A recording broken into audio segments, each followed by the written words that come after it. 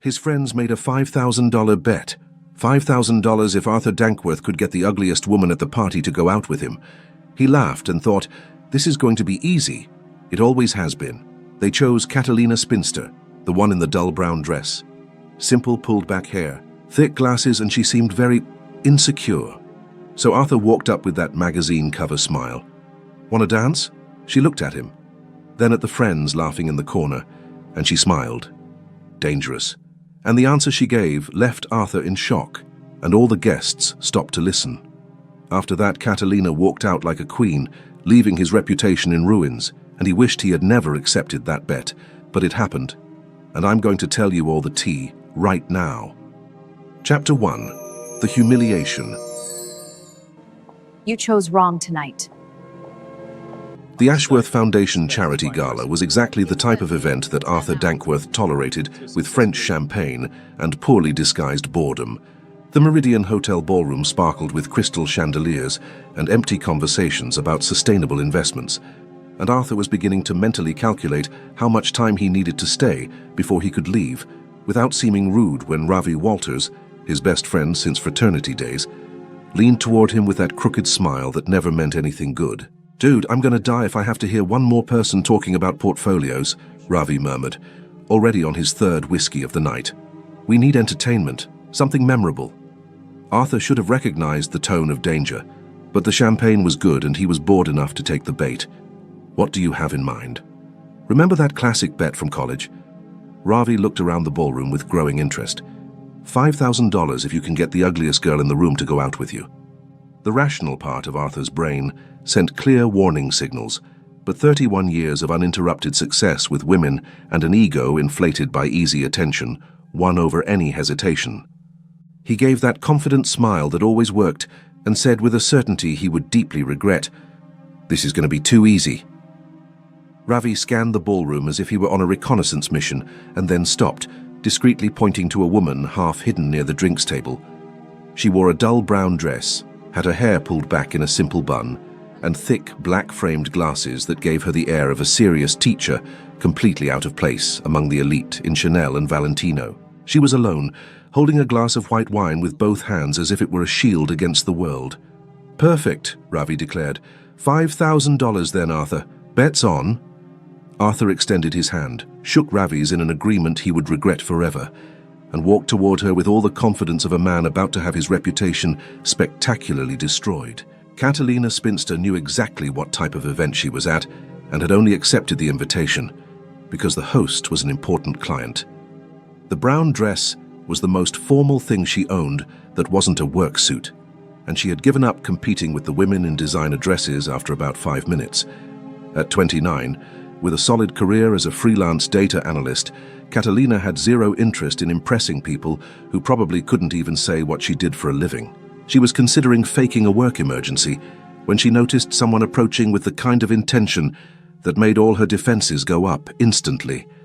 And when she looked up and saw who it was, she had to make a conscious effort not to roll her eyes. Arthur Dankworth, the man who appeared in society columns with irritating regularity, always with a different model on his arm, and that smile that probably worked on 99% of the female population. But what Arthur didn't know was that Catalina had information about him. Very specific and deeply embarrassing information acquired 6 months ago during a networking happy hour with Denise Palmer, a risk analyst who had been with Arthur for a few weeks and who had shared details during her third mojito. Details involving anatomical disappointments, questionable performance, and a lot of overcompensation. When Arthur stopped in front of her with that magazine cover smile, Catalina just watched him and waited. "Hi," he said with that voice polished for maximum impact. "Wanna dance?" Catalina looked over his shoulder and saw Ravi Walters watching the entire interaction with far too obvious interest, and suddenly all the pieces fell into place, crystal clear. A bet. Of course it was a bet. What else would make Arthur Dankworth approach the most visibly out-of-place woman at the party? Instead of showing any visible reaction, she tilted her head as if considering the offer, and asked with a voice too sweet to be sincere, "A bet, is it?" The change in his expression was instant and absolutely delicious. The confidence faltered, his eyes widened, And there was a fraction of a second where Arthur looked like a deer caught in headlights, completely unprepared. "I don't know what you're talking about." "Of course you don't," Catalina agreed, placing her glass on the table with deliberately calm movements. "So you're telling me that you decided, completely by chance, to approach me specifically, while your friend over there watches like it's some fascinating social experiment? What an interesting coincidence." Arthur was clearly panicking, and Catalina was enjoying every second. And then, because she had spent years accumulating knowledge about the people around her, and because she firmly believed that information was power, she decided to use the ammunition that Denise Palmer had kindly provided.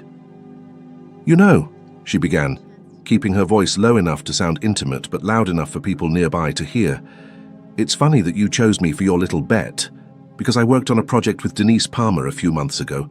Remember her?" She saw recognition dawn in his eyes, quickly followed by pure panic. "She had some very interesting stories about you, stories involving certain physical limitations that you apparently compensate for with a lot of superficial confidence and expensive cars." The silence that followed was absolutely beautiful in a cruel way.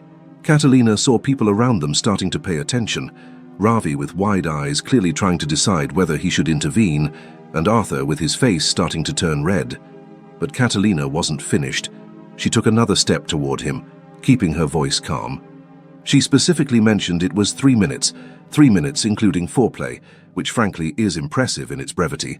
And she also had very strong opinions about certain anatomical aspects that explain a lot about the compensatory sports car and the constant need for validation through superficial conquests.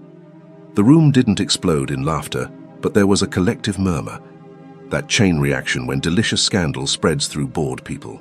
Catalina heard someone laugh under their breath, saw a woman in a red dress cover her mouth while looking at Arthur with a mixture of shock and amusement. Arthur was genuinely red now, jaw tight, fists clenched at his sides. For a moment, Catalina almost felt sorry, but then she remembered the stupid bet, the fact that he had chosen her specifically because he considered her an easy target. "Well," she said, grabbing her purse and adjusting it on her shoulder, "that was a fascinating conversation, Arthur. Thanks for the dance offer, but I think I'll have to decline. I'm sure you understand. After all, 3 minutes isn't enough time for anything really meaningful, is it?" And with that, she turned and walked through the ballroom with her head held high, feeling the stares following her as she left Arthur standing there, red and humiliated, and probably re-examining all the decisions that had led him to that moment of complete public destruction. 2 weeks later, Catalina was at home, surrounded by monitors and spreadsheets, when the phone rang with an unknown number. She answered with a carefully neutral, "Hello?" "Catalina Spinster," a female voice asked with a professional but slightly amused tone. "This is Alicia Dankworth, Vice President of Dankworth Investments. I have a job proposal that I think will interest you." The last name registered a second before Catalina controlled her reaction. Dankworth, as in Arthur Dankworth. This couldn't be a coincidence. "What kind of proposal?" she asked, keeping her voice professional. Alicia explained a massive data restructuring project involving 3 months of intensive work. And honestly, it was exactly the kind of challenge that Catalina loved. The payment was too generous to refuse, the scope fascinating. Catalina was beginning to relax when Alicia dropped the crucial information. "You'll be working directly with my brother, Arthur, on the day-to-day supervision of the project. I hope that won't be a problem?" Catalina seriously considered that she was having a nightmare, working with Arthur Dankworth, the man she had publicly humiliated, daily supervision for 3 months. She began. "Oh," Alicia interrupted with clear amusement in her voice. "I should mention that I'm completely aware of what happened at the Ashworth Foundation Gala. In fact, it's partially why I'm hiring you. My brother needs to learn some lessons about humility and consequences, and you seem to be exactly the right person. Plus, you're legitimately the best analyst available, so it's a win-win situation. Well, for everyone, except Arthur, obviously." Catalina looked at the monitors in front of her and did quick calculations about finances, career opportunities, and discomfort she was willing to tolerate for 3 months. "The contract is for 3 months, correct? 3 months guaranteed with full payment. I can email the contract right now."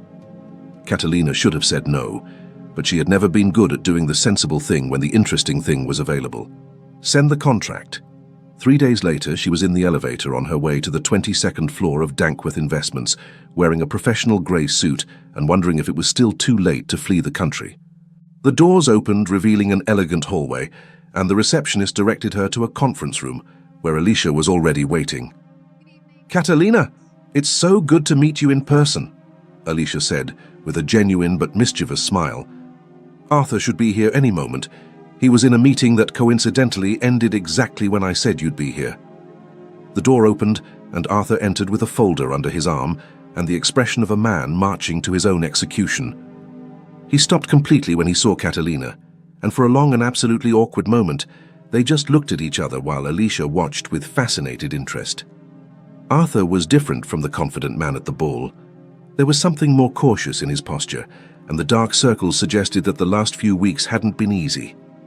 "Arthur," Alicia said in an overly cheerful tone, "you remember Catalina Spinster, our new consultant? You two are going to be working very closely together for the next 3 months. I'm sure it will be a valuable learning experience." The emphasis on learning wasn't subtle. Arthur looked at his sister with irritation and resignation, but composed himself, extending his hand. "Miss Spinster, it's a pleasure to work with you." Catalina accepted the handshake, noticing that his palm was slightly damp. "Mr. Dankworth, I hope we can keep this strictly professional." "Absolutely," he agreed. Alicia left, leaving them alone, and after an awkward silence, Arthur gestured to the door. "Your workstation is across the hall." As they walked, Catalina felt curious stares and realized the story had spread throughout the office. "Ignoring the elephant in the room," Arthur said, stopping in front of the workstation, "or the size jokes that are inevitably going to come up. Can we at least try to make this tolerable, professionally speaking?" Catalina studied his face, looking for sarcasm, but saw only genuine tiredness and something close to real humility. "We can try. But if your friends make another bet involving my level of physical attractiveness, all agreements are off." Arthur looked at her in silence and then laughed. It wasn't a polite laugh, but a genuine one that made him look years younger. "Fair, very fair." And so began the 3 strangest months of Catalina's life. Chapter 2. Forced Proximity. This is getting ridiculous. The first day working together was an epic disaster that Catalina hadn't anticipated. She arrived at 8 in the morning with a folder full of notes, a large coffee, and iron determination to keep everything strictly professional and completely ignore the giant elephant in the room that literally involved size jokes. Arthur was already there when she walked in, sitting at the table with posture so rigid he looked like he'd swallowed a ruler, and his expression was that of a man who would rather be at the bottom of the ocean. "Good morning," Catalina said in a neutral voice, placing her folder on the table. Arthur mumbled something that could have been a greeting, and they both stood in awkward silence until he finally tried to talk about the systems they needed to integrate. Before he could finish, the door opened, and Marcus, a junior analyst, walked in with a stack of reports and a smile too small to be innocent. "Arthur, the quarterly reports you asked for," Marcus said, placing the stack on the table. "Sorry if they're a bit short. I know you don't like it when things are too small to work with properly." Deliberate pause. "The reports, I mean, obviously." The silence that followed was thick and heavy, and Catalina didn't need to look at Arthur to know he'd turned red, because she could feel the tension radiating from him. Marcus left with that smile still on his face, and Catalina bit the inside of her cheek to keep from laughing, because the situation had surpassed awkward and fallen straight into involuntary comedy. "Ignore that," Arthur said in a voice that was too tense. "People will eventually forget." But people definitely didn't forget, and in the next 2 hours Catalina witnessed a constant parade of colleagues making comments technically about work, but obviously double entendres about size and performance. Sarah from accounting mentioned that the budget was a bit small to adequately cover all needs, with suspicious emphasis. James from IT made an observation about how some equipment didn't have the necessary capacity, no matter how much you tried to force better performance. Catalina was beginning to feel a growing pang of guilt, mixed with an almost irresistible urge to laugh, because the creativity of the employees in making jokes about intimate inadequacy in the middle of conversations about financial reports was impressive in a strange way. Arthur was visibly dying, shoulders getting tenser with each interruption, and there were moments when she caught him looking at the door as if calculating whether he could just run out. Alicia, of course, wasn't helping at all, and was in fact making everything worse in ways so obviously intentional that even someone without social skills could see the manipulation. On the second day, she showed up with coffee and an overly cheerful smile that immediately put Catalina on alert. "Great news," Alicia announced. "The West Coast client wants an in-person presentation, so you two are flying to San Francisco next week for a business dinner. I booked flights and a hotel. Unfortunately, there was only one room available at the hotel the client specified, but I'm sure you can share professionally, right?" Catalina and Arthur looked at each other with barely disguised mutual panic, but Alicia had already left still with that mischievous smile, clearly enjoying her own romantic sabotage. And so began a series of forced situations where they were pushed into uncomfortable proximity under the pretense of professional needs. Meetings scheduled for just the two of them with no one else. Presentations requiring intensive joint work in small rooms. Lunches where Alicia always had a last-minute emergency, leaving them alone, pretending that conversations about system integration filled the awkward silence. The trip to San Francisco was particularly torturous.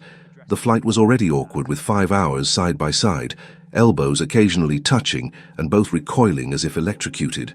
But the dinner with the client was where things descended to a new level of discomfort. The client, Robert Chen, spent the first half hour asking questions about what it was like working together and commenting on the so obvious and natural chemistry between them. Catalina almost choked on her wine hearing chemistry being applied to a situation that had started with public humiliation involving his inadequacy, and she saw Arthur grip his knife hard enough for his knuckles to turn white. The presentation went well because they were both genuinely competent and could separate personal embarrassment from professional responsibility when necessary. Robert was impressed with the data analysis and proposed strategies, asked intelligent questions they answered collaboratively, and by the end was satisfied with the progress.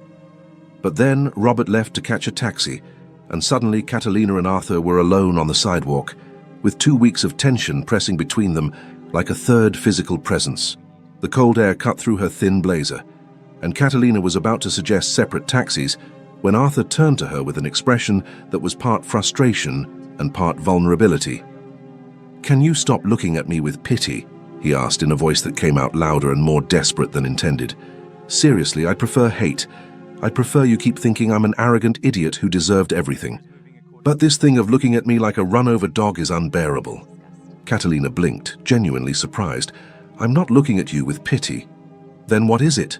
Arthur insisted, taking a step toward her. "Because you're definitely looking at me some way, and I would really like to know what exactly is going through that analytical head of yours while you watch me get repeatedly humiliated by jokes about my intimate condition." Catalina should have given an evasive, professional answer, but there was something in the way he was looking at her, something genuine and raw that cut through all the layers of protection, and she heard herself saying with honesty that surprised even her, "Occasional guilt mixed with residual satisfaction from having destroyed your ego." The silence was long and thick, but different from the previous awkward silences.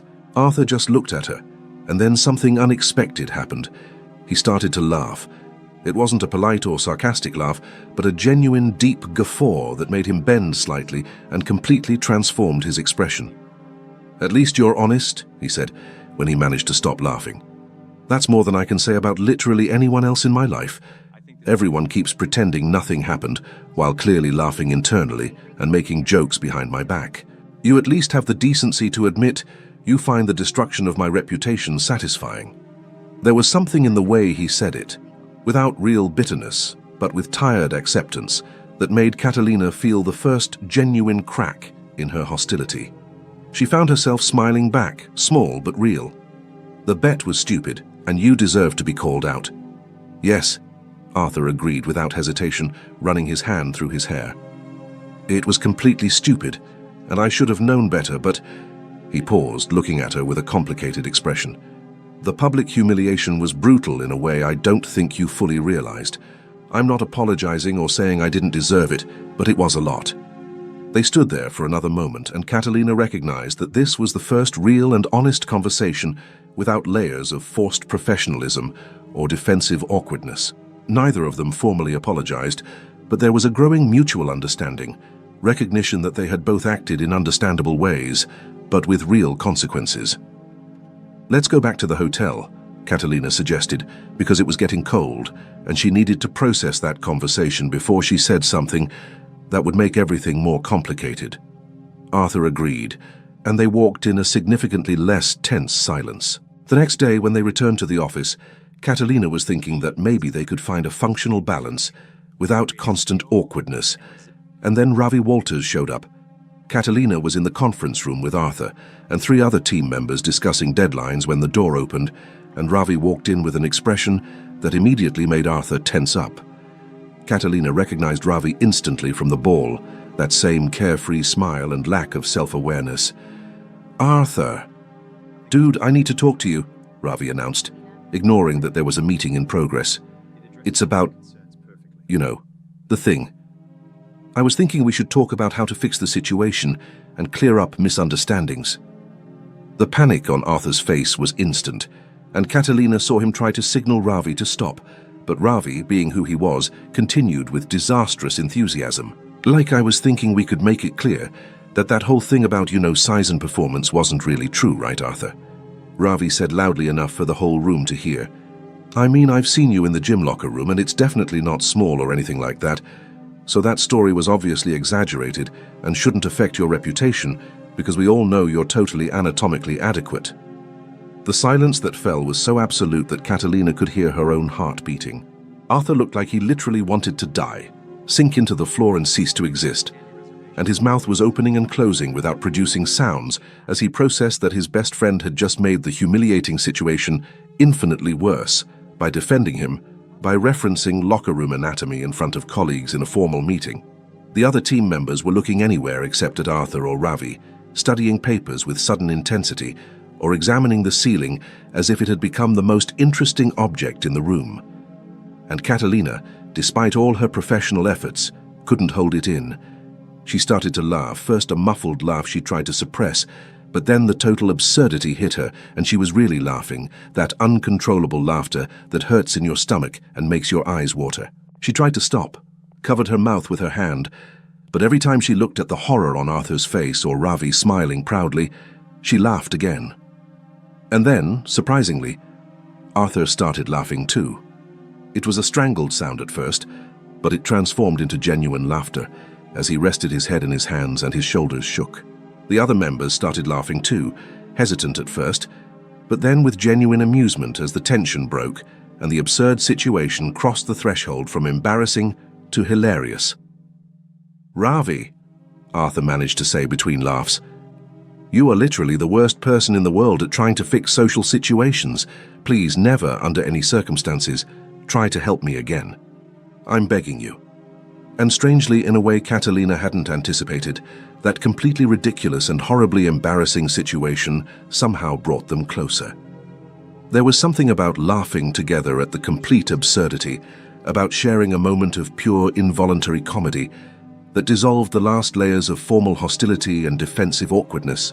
When the meeting ended and everyone left still laughing occasionally, Catalina and Arthur stayed in the room for another moment, and when their eyes met, there was something different there. Something that could have been the beginning of genuine friendship emerging from the ruins of a disastrous start. Catalina realized with a slight jolt that she had spent the last few minutes looking at Arthur's smile, at the way laughter completely lit up his face and removed all the studied arrogance he normally carried.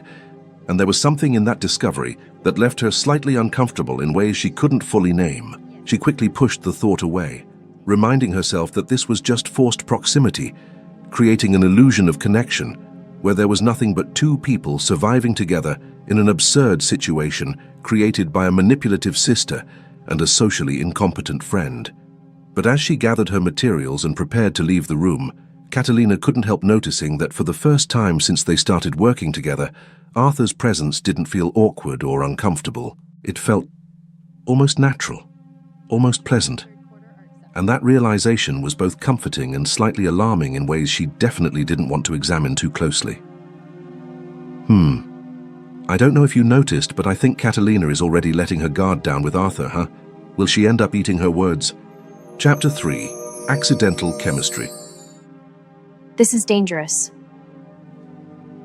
The project was advancing with surprising efficiency that irritated both Catalina and Arthur in ways that neither of them was willing to admit out loud. After the incident with Ravi and the shared laughter that had broken the ice unexpectedly, something had changed in the dynamic between them, and working together had become strangely natural and functional in ways Catalina hadn't anticipated when she signed the contract. Arthur knew the company's systems intimately and had a genuine talent for visualizing how different components could be integrated, while Catalina had the analytical capacity and technical precision to transform those visions into practical and implementable structures. They complemented each other professionally in an irritatingly perfect way. And there were moments during meetings or planning sessions when they finished each other's sentences or came to the same conclusions simultaneously without needing to discuss beforehand. Catalina was discovering, with growing reluctance and involuntary fascination, that Arthur had a sharp and self-deprecating sense of humor that only emerged when he wasn't in public playboy mode. He made sarcastic observations about pompous executives in meetings that made her bite her lip to keep from laughing inappropriately, and he developed an impressive ability to make comments about his own humiliation in ways that were simultaneously funny and slightly disarming. "At least now when I give presentations, people pay attention," he'd said after a particularly tense meeting, "even if it's just to see if I'll make any reference to the infamous 3 minutes." Arthur, in turn, was discovering that Catalina, when she relaxed and wasn't in defensive professional mode, was hilariously sarcastic in ways he hadn't expected. She had cutting comments about practically everything, from the excessively minimalist office decor, looks like someone had an unlimited budget and zero creativity, to the corporate emails, full of jargon that said absolutely nothing. 15 paragraphs to basically say do your job impressive. And there was something about the way she said these things, with that completely serious expression that only broke at the last second with a small smile, that Arthur found genuinely charming in ways he knew he shouldn't be thinking about a work colleague. The mandatory corporate event arrived on a Friday night, and both Catalina and Arthur had received emails from Alicia making it very clear that attendance was not optional and that they were expected to demonstrate team spirit and professional cohesion for clients and business partners. Catalina showed up wearing a simple black dress that was significantly more elegant than the disastrous brown dress from the ball. And when Arthur saw her walk into the hotel ballroom, there was a brief moment where he just stopped and looked before composing himself and remembering that looking at her that way was probably inappropriate given the circumstances of their history. "Ready to pretend we're functional colleagues who don't have a complicated history involving public humiliation?" Arthur asked when Catalina approached, and there was something in his tone that was lighter and more playful than it used to be. "I can pretend anything for a few hours if there's free food and drinks involved," Catalina replied, grabbing a champagne glass from a passing tray. "Although I should warn you, I have a tendency to get more sarcastic after the second glass." The evening started formally enough, with speeches from executives about company growth and strategic objectives. But after the first hour of mandatory networking and polite conversations with clients who clearly didn't care much about the technical details of system integration, Arthur and Catalina naturally gravitated toward each other in a relatively quiet corner of the ballroom. And then Arthur, with perfect timing that Catalina couldn't decide was brave or completely insane, made a joke about his own humiliation that made at least 5 people nearby stop their conversations to listen. "Well, at least I was memorable at the last gala I attended," he said in response to a client's comment about corporate events all being the same and forgettable, even if it was only for 3 minutes. But apparently 3 minutes is enough to leave a lasting impression when done correctly, or incorrectly depending on perspective. Catalina had just taken a sip of champagne when he said this, and the combination of absolute surprise with the fact that he had actually made a joke about the infamous 3 minutes in public was too much for her self-control. She spit the champagne back into her glass in a completely inelegant way, as she started to laugh in a way that was completely inappropriate for a corporate environment, and then covered her mouth with her hand, trying to recover her composure, while her shoulders shook with uncontrollable laughter. "You did not just say that," she managed to say between muffled laughs, looking at him with a mixture of shock and genuine admiration. "You really didn't just make a joke about the 3 minutes at a corporate event full of clients. I discovered that if I make the joke first, other people get too uncomfortable to make their own jokes," Arthur explained with a smile that was genuine and slightly self-deprecating. It's a survival strategy. Besides, since apparently my reputation as a confident playboy is ruined forever, I might as well try to build a new reputation as the guy who can laugh at himself. There was something about that moment, about the way he was looking at her while she laughed, and about how he'd made that joke with such perfect timing, that made Catalina realize with a slight jolt that she was genuinely having fun for the first time in months. And when she looked around the ballroom full of executives having polite and fake conversations about business, she realized she'd rather be in that corner with Arthur making self-deprecating jokes than anywhere else at the event. They spent the rest of the night talking in that corner, starting with sarcastic comments about other guests, but eventually drifting to more real conversations about work, about frustrations with corporate bureaucracy, about projects they wanted to develop but never got adequate time for.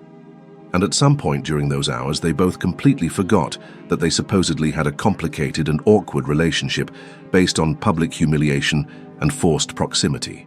They were just talking, like two people who genuinely enjoyed each other's company. When the event ended and guests started to leave, Arthur offered to drive Catalina home since they'd come from different directions and he had his car there. She accepted without thinking much about it. And it was only when they were in his car navigating the city streets, still talking about everything and nothing, that Catalina realized how natural and comfortable everything had become between them.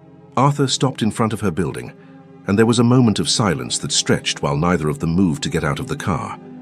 The street lighting created soft shadows in the vehicle's interior, and Catalina was very aware of how close they were, of how easy it would be to just lean in a little and close the distance between them. "Catalina," Arthur began, turning to look at her with an expression that was too complicated to fully decipher. And then he was leaning toward her, and she was leaning too, and for a brief and dizzying moment, it seemed like they were going to kiss right there in the car parked in front of her building.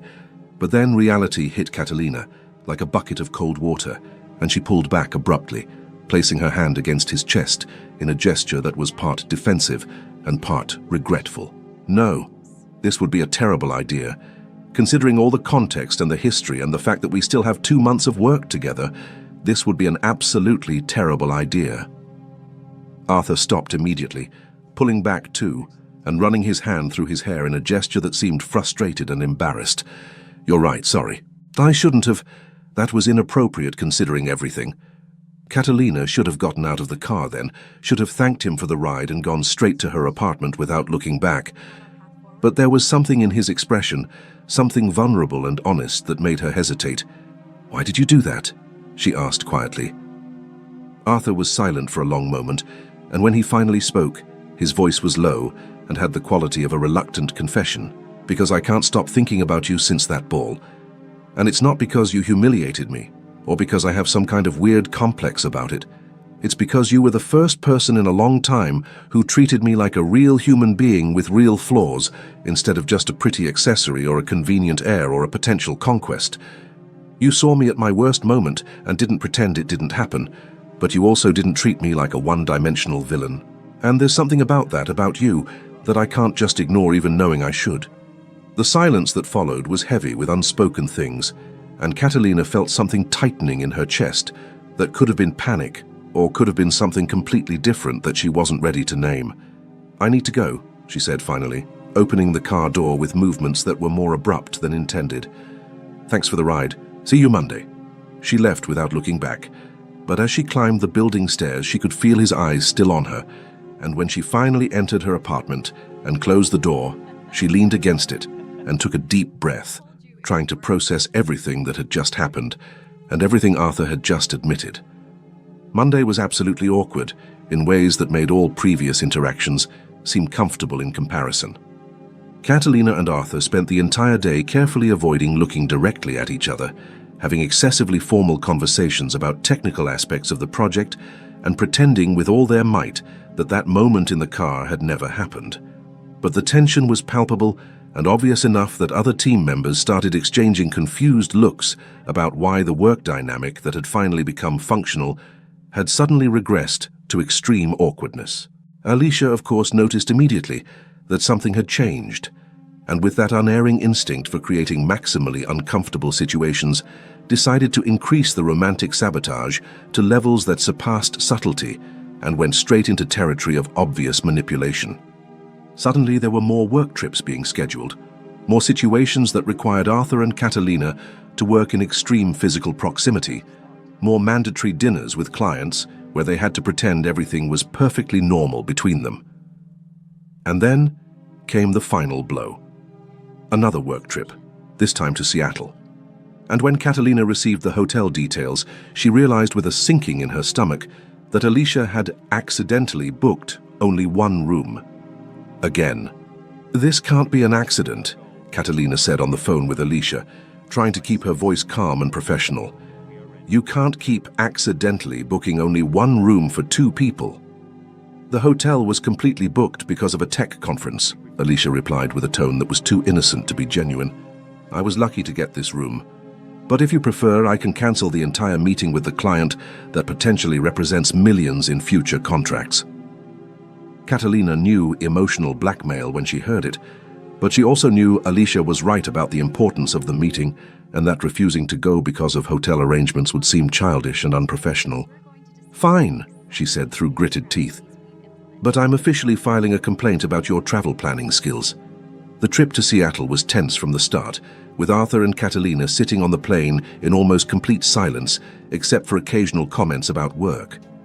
The meeting with the client went well professionally, but the tension between them was so obvious that the client made a comment about whether everything was okay, forcing them both to smile and insist that everything was perfectly normal while internally panicking. And then came the inevitable moment of returning to the hotel and confronting the reality that they would have to share a room.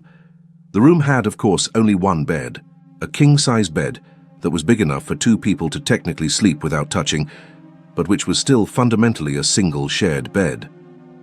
Arthur looked at the bed, then at Catalina, and then automatically started, "I can sleep on the floor.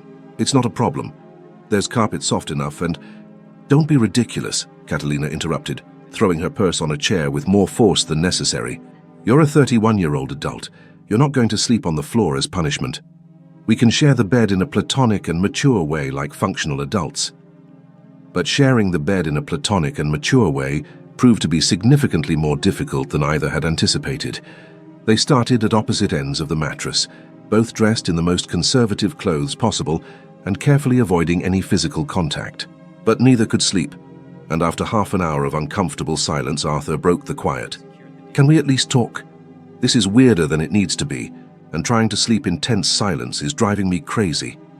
And so they started talking. It began with safe topics about work and the project, but eventually drifted to more personal territory. Catalina told him about why she'd embraced the surname Spinster as a badge of honor, about how people always assumed she was sad or desperate for being single at 29, when in reality she genuinely liked her independence and had actively chosen to focus on her career. Arthur talked about the constant pressure of being an heir, about how he'd always felt he needed to prove his worth through conquests and attention, about how the playboy behavior had been part defensive armor and part desperate attempt to live up to expectations he didn't even want to meet. They talked about families and fears and regrets, and somewhere around 4 in the morning, when conversations had gotten slower and sleepier, Catalina realized she'd moved from the opposite end of the bed to significantly closer to the center, and that Arthur had done the same without either of them consciously noticing. And when they finally woke up at 7 in the morning with the alarm ringing, they discovered they were completely intertwined, with Catalina's head on Arthur's chest and his arm around her waist, and there was a moment of absolute mutual panic when they both simultaneously realized the situation they'd woken up in. "This didn't happen," Catalina said immediately, disentangling herself and jumping out of bed with a haste that was almost comical. "Let's just forget it happened and never mention it again." "I completely agree," Arthur responded too quickly, also getting out of bed and going straight to the bathroom without making eye contact. "Completely forgotten. I don't even remember what we're supposedly forgetting." But as they dressed and prepared for the day in careful silence, they both knew they weren't going to forget, and that something had fundamentally changed between them during that night of conversations, and that intertwined awakening that neither of them had planned or expected. He really left. Chapter 4.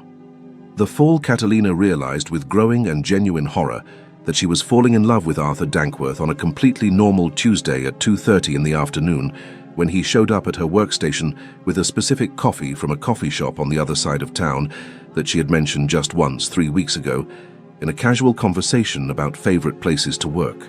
He simply placed the cup on her desk without fanfare or comment, just a muttered, "Thought you might like it," before returning to his own desk, and Catalina was left staring at that stupid coffee as if it was some kind of alien artifact that had just inexplicably landed in the middle of her routine. The problem was that this wasn't an isolated incident, but rather just the most recent example of how Arthur had become kind in unexpected and completely disarming ways that made all her carefully constructed defenses crumble like sandcastles before a rising tide. He remembered small details she mentioned in conversations, showed up with articles about topics she'd said she found interesting, and had developed the irritating habit of defending her ideas in meetings without taking any credit, just presenting them as natural extensions of teamwork, when Catalina knew perfectly well they were uniquely her contributions, and that he was deliberately ensuring she received proper recognition. And worse still, he made her laugh in ways no one else could, with absolutely ridiculous impressions of Ravi that were so accurate and hilariously cruel that Catalina had to muffle laughter during meetings to avoid seeming completely unprofessional. Arthur had perfectly captured the way Ravi spoke without thinking, how he gestured exaggeratedly when excited, how he had that unique ability to make any situation worse by trying to help, and whenever Arthur slipped into that impression during private work moments, Catalina found herself laughing until her stomach hurt while trying to remind him that laughing at his best friend was technically mean, but also absolutely impossible to resist. But what was really destroying all of Catalina's defenses was the genuine vulnerability Arthur demonstrated about his own insecurities in ways she'd never seen him show anyone else. He talked about feeling like he'd never be good enough in his father's eyes, no matter how many successes he accumulated, about how he sometimes woke up at 3 in the morning, panicking about wasting his life in a career he hadn't really chosen, but that had been pushed on him since birth, about how the public humiliation at the ball had been strangely liberating because it had finally destroyed the perfect and polished persona he'd spent years building and maintaining. And Catalina was beginning to realize with painful clarity that Arthur wasn't the superficial playboy she had destroyed at that ball months ago, wasn't just an arrogant heir or empty conquest, but rather a real person. And that realization was making everything infinitely more difficult, because it was easy to maintain emotional distance from a two-dimensional caricature, but impossible to maintain the same distance from a complex human being who made her laugh and think and feel things she definitely shouldn't be feeling about a temporary work colleague. Arthur, without Catalina knowing, had already fallen completely and irrevocably, and had made the crucial mistake of admitting this to Ravi during happy hour at a bar after work. Ravi, who was provably useless for literally anything related to romantic advice or emotional intelligence, had listened to Arthur's confession with wide eyes and then suggested with completely misguided enthusiasm that Arthur should make some kind of romantic grand gesture involving flowers and public declarations and probably live violin music. She would hate that, Arthur had responded immediately, taking a sip of whiskey and shaking his head. Catalina is too practical for grand gestures. She'd find it embarrassing and over the top, and would probably humiliate me again just for trying something so ridiculously cliché. Besides, considering how we started, anything too dramatic would seem, I don't know, fake. Like I was trying to compensate for the stupid bet with exaggerated romance. The project was coming to an end, with a speed that left them both in a state of silent and unacknowledged panic, because the end of the project meant there would be no more professional reason to work together daily, no more excuse for long conversations about nothing important or coffees brought from across town or stolen moments of shared laughter between data analyses. They only had 2 weeks left on the contract, and they were both very aware of each day passing, marking the countdown to an inevitable separation that neither wanted but neither knew how to avoid, without admitting feelings that seemed too risky to vocalize. The final presentation to the board was scheduled for Friday, and Catalina had spent the entire week meticulously preparing each slide and each data point, checking numbers multiple times and mentally rehearsing answers to possible questions. She was confident and prepared until the moment when she was in the middle of the presentation, and Gerald Thompson, a particularly intimidating CFO, asked about ROI projections for the third quarter, and Catalina opened her mouth to answer, and realized with growing horror that she had confused Q3 numbers with Q4 and that she was about to give completely incorrect information to a room full of senior executives who would definitely notice the error. There was a fraction of a second of pure panic, where Catalina felt her brain freeze completely. But before she could stutter some excuse or admit the error, Arthur intervened with a smoothness that was so natural and perfectly calibrated that no one except Catalina noticed it was a deliberate rescue. Actually, if we look at the consolidated data in the next slides, he said, advancing the presentation with quick clicks, we can see that Q3 projections align with the incremental growth strategy that Catalina has been advocating for, which naturally leads us to Q4 implementation. He had covered for her so smoothly and unobtrusively that no one in the room noticed an error had occurred. And when the presentation ended with enthusiastic approval from the board and compliments about the excellence of the work, Catalina felt a mixture of relief and gratitude that was so intense it almost made her dizzy. Arthur had saved her presentation and, by extension, her professional reputation, and had done it without making it seem like she'd made a mistake or needed rescuing. When the conference room emptied, and only the two of them were left putting away materials, Catalina turned to him with genuine gratitude on her face. "Thank you for covering that error. I had confused the quarters and was about to give completely wrong data, and you—" "Partners cover for each other," Arthur interrupted with a small smile, closing his laptop and placing it in his bag. It wasn't a big deal. There was something in the way he said partners that made Catalina hesitate, and she heard herself correcting before she could think better of it. "Were we being partners?" Arthur stopped completely, hands still on his bag, and when he looked at her there was something in his eyes that was vulnerable and honest, in a way that made Catalina's heart accelerate uncomfortably. "I was hoping we were being more than that," he said quietly. "But apparently I'm terrible at communicating what I really mean, so maybe you interpreted it as just professional teamwork when I was trying to—" The conference room door burst open with enough force to make them jump, and Ravi entered with an expression of exaggerated urgency on his face. "Arthur, dude, you need to come now. Emergency meeting with London investors, and they're demanding your immediate presence on the call, like right now. Can't wait."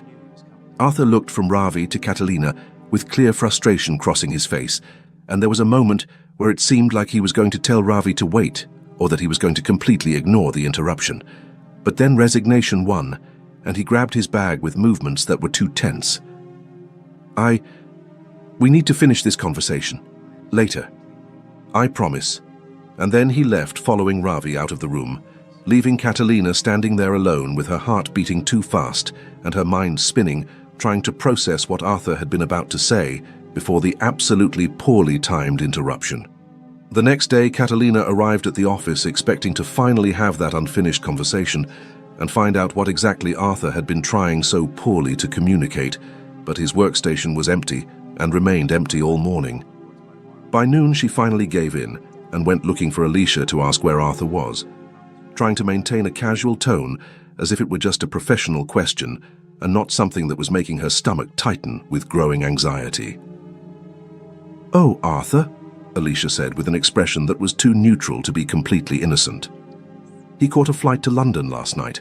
Urgent meeting with European partners that will last a few weeks, apparently. Left in quite a rush after that emergency call. Didn't he mention it to you?" Catalina felt something sink in her stomach that was part anger, part confusion, and part something that looked dangerously like genuine hurt. "No, he didn't mention it."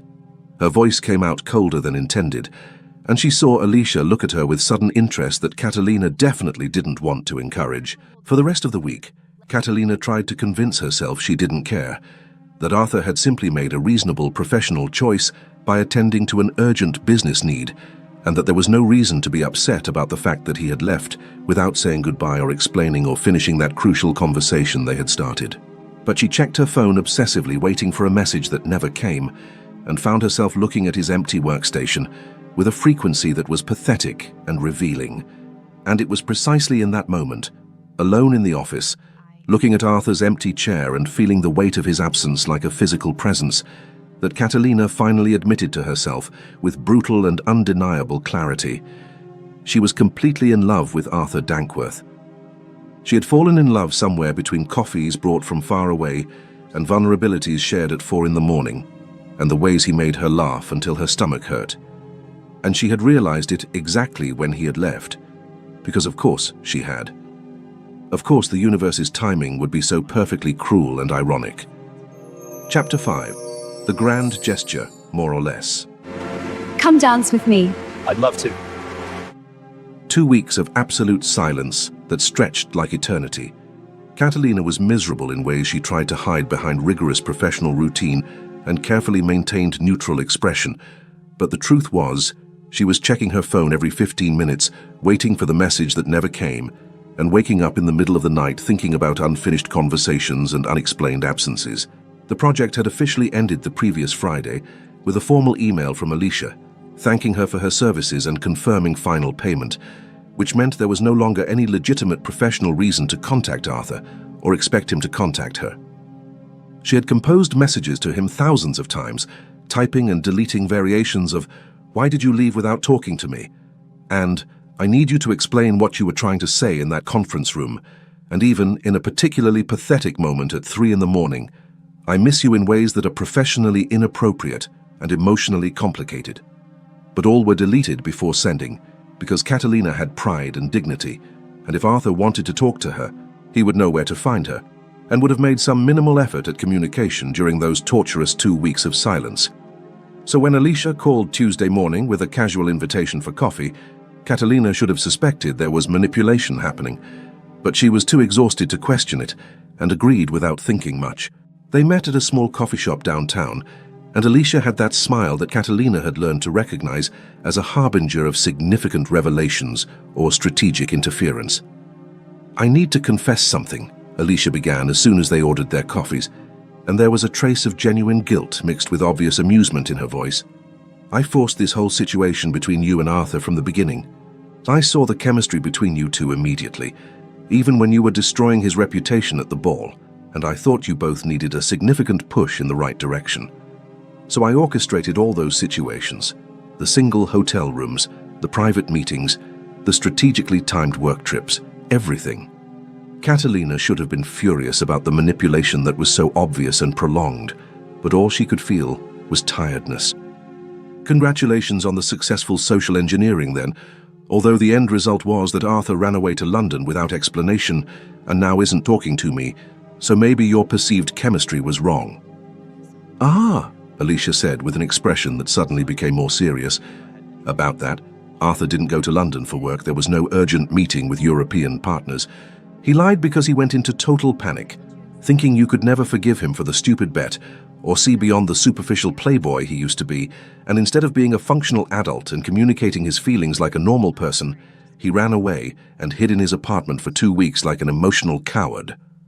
Catalina was processing that information with a mixture of growing anger and confusion when the coffee shop door opened and Arthur Dankworth walked in, stopping when he saw the two of them sitting at the table. There was a moment of silence where all three just looked at each other, and then Alicia grabbed her coffee with casual movements and said, "Well, that's my cue to leave. You two emotionally constipated adults can finally have an honest conversation without me needing to orchestrate it." And she left, leaving Arthur and Catalina staring at each other with palpable awkwardness. Arthur walked to the table with the hesitant steps of a man marching to his execution, and when he sat in the chair Alicia had vacated, he looked terrified in ways Catalina had never seen before. "I didn't know you'd be here," he began, and then paused. "I mean, didn't know because my sister is a professional manipulator who set this whole thing up, but—" "London," Catalina interrupted with a voice that was colder than intended. "How was the urgent business trip?" Arthur had the decency to look embarrassed. "There was no trip. I lied. I spent the last 2 weeks hiding in my apartment watching bad shows and avoiding emotional responsibilities like the pathetic coward I am." "Why did you come back?" Catalina asked, and there was something vulnerable in the way she said it that she hated to admit. "Because Alicia showed up yesterday and gave me a 30-minute lecture about how I'm an emotional idiot and how you deserve at least basic honesty even if I'm incapable of functional adult communication." Arthur ran his hand through his hair in that familiar, nervous gesture. "And because I couldn't stop thinking about you for even a second during all those weeks, and I realized that hiding in my apartment wasn't going to make these feelings disappear." There was a long pause, and then Arthur took a deep breath and began to speak with the raw honesty that was difficult for him. I'm in love with you, Catalina. Irrevocably in love in ways I've never felt before with anyone. And I know we started in the worst way possible, with that stupid and cruel bet, and with you having to destroy me to put me in my place. And I understand if you can't see beyond that, or if you'll never be able to trust me because of how it all started. But I needed to say it, needed you to know that it's not just attraction or forced proximity or any other rational explanation. So it's real and deep and terrifying, and I'm sorry for running away instead of admitting this 2 weeks ago when I should have. Catalina let him suffer in silence for 30 seconds that probably felt like an eternity to Arthur, and then she started to laugh in a way that was part genuine amusement and part relief. Are you done being dramatic?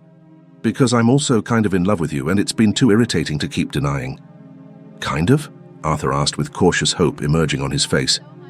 Okay, totally in love, Catalina admitted, and she was smiling now in a way she couldn't control. In love with you despite all the logical reasons why this is a bad idea. But Arthur, if you make another stupid bet involving anyone's humiliation. The only bet I'm making now is that I can make you laugh at least once a day, Arthur interrupted, and he was smiling too in that genuine way that transformed his face. That one you'll win easily, Catalina said, and then they were leaning across the table and kissing finally, after months of tension and almost moments and unacknowledged feelings, and it was everything Catalina had imagined, and better because it was real and honest, and had nothing of studied performance or calculated charm, just two people who had started in the worst possible place and had found the path to something genuine. From the corner of the coffee shop came the obvious flash of a cell phone camera, and when they separated, Catalina saw Alicia half hidden behind a column, filming everything with a delighted smile. Seconds later, Arthur's phone vibrated, and he checked it with an expression that quickly transformed into incredulous laughter. Ravi sent a message to Alicia asking, "Did I help? Did I do something right?" in capital letters with 15 question marks. 6 months later, Arthur took Catalina to the annual Ashworth Foundation Charity Gala, the same place where it had all started so disastrously. When they entered the Meridian Hotel ballroom, some guests still recognized them, and Catalina saw whispers being exchanged and curious looks being cast. But Arthur just squeezed her hand and smiled in a way that made it clear he didn't care one bit about the residual gossip about the previous year's humiliation. During the charity auction, Arthur suddenly released Catalina's hand and walked toward the stage with a determination that made her realize, with a mixture of panic and fascination, that he was planning something. He grabbed the microphone from the surprised presenter and turned to the audience of executives and socialites who fell silent with obvious curiosity. "Last year," Arthur began in a clear and firm voice, "I was an idiot in this exact ballroom and tried to humiliate this woman." He gestured toward Catalina, "as part of a cruel bet with friends. She destroyed me, and I deserved every second of that humiliation. But then I spent months working with her and discovered that besides being mortally efficient at reputation destruction, Catalina Spinster is the smartest, funniest, and most incredible person I've ever met. So, Catalina," he looked at her with a smile that was vulnerable and hopeful, "do you want to dance for real this time? No bet, no performance, no artifice, just because I love you, and I want the whole world knowing it." The ballroom was silent, hundreds of eyes alternating between Arthur on stage and Catalina, standing in the middle of the crowd. She could have been embarrassed, could have rolled her eyes and left like she had done the year before, but instead she walked toward the stage with her head held high, climbed the steps, and took the microphone from his hand. "You're still kind of an idiot," she said to the fascinated audience, and then turned to Arthur with a smile that was pure affection. "But you're my idiot." And she kissed him right there on stage in front of everyone, under applause that started hesitant but quickly grew to genuine ovation. Complete redemption. The humiliation story had transformed into a love story, and as they danced for the first time in that same ballroom where it had all started so terribly, Catalina whispered, "You know that no one is ever going to let you forget the 3 minutes, right? Especially me."